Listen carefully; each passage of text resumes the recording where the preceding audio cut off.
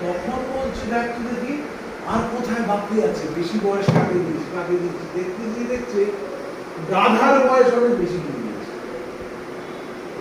গাধার বয়স, গাধার থেকে বললে এক কাজ করো 30 বছর নিয়ে, অত বেশি বাঁচার দরকার নেই একটা গাধা। গাধার তো বুদ্ধি বা শিক্ষক দিয়েছি, ওর অত বছর হয়ে গেল 30 বছর নিয়ে নিল 30 বছর। মানুষের বয়স হলো কত? 50 বছর বয়স। এই না 50 বছরে তখন বলছে সৃষ্টিকর্তাটা কি করছেন আপনি? মানুষটা জন্মালো, সে শিক্ষা গ্রহণ করলো, তারপরে সে কর্ম যা হবে তার শিক্ষা অনুযায়ী সেই কর্ম করবে। সে কর্মের পরে মারা যাবে, একটু বিশ্রাম নেবে না? এই যে পুরো পিরিয়ডটা কাটানো, একটু বিশ্রামের প্রয়োজন।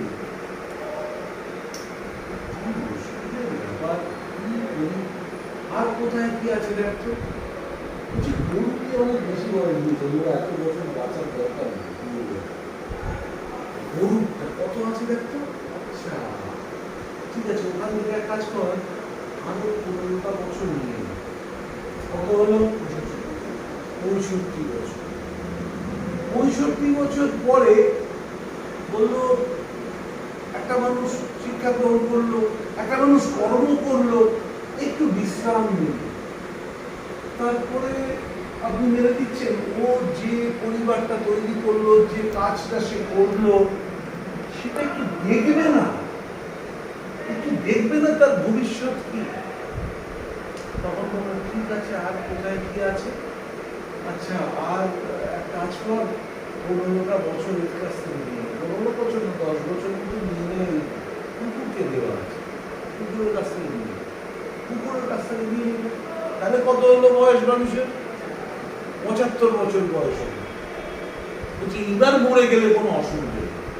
বলছে না, একটু নাতি নাতনি পুতি নাতবো একটু মুখ দেখে যাবে না? শেষ হাসা তো তার ভবিষ্যৎকে তো দেখবে, কেমন হলো ফুটফুটে শিশুটা। মুশকিল হলো, আচ্ছা এটাই লাস্ট, আর বেশি কিছু করতে পারবো না। দেখো কোথায় আছে? শকুনের বেশি বয়স দেওয়া, শকুনের কাছ থেকে আরো 15টা বছর নিয়ে, তাহলে কত হলো বয়স? 90 বছর। বলে এর পরে যে বাঁচবে সেটা আর বক্তব্যের মধ্যে আসবে।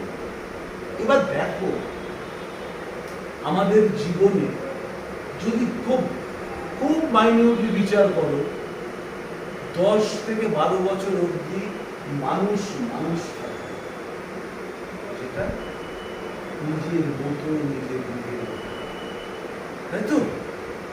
তারপরে কি হয়?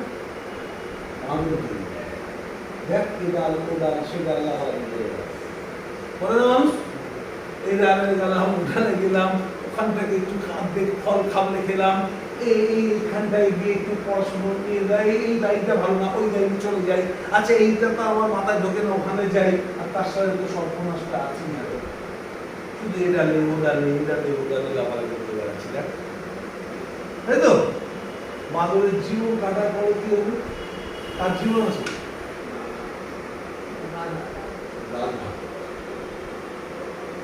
হয়ে যাচ্ছে, পড়াশুনো হয়ে গেল, লাফালাফি সব শেষ, এইবার আমরা কর্মজীবনে যাব। তার মানে বলতে শুরু করলাম কি?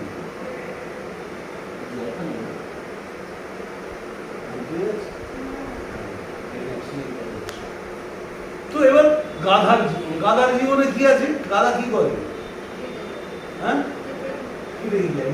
মোট বয়ে যায়, তাই তো?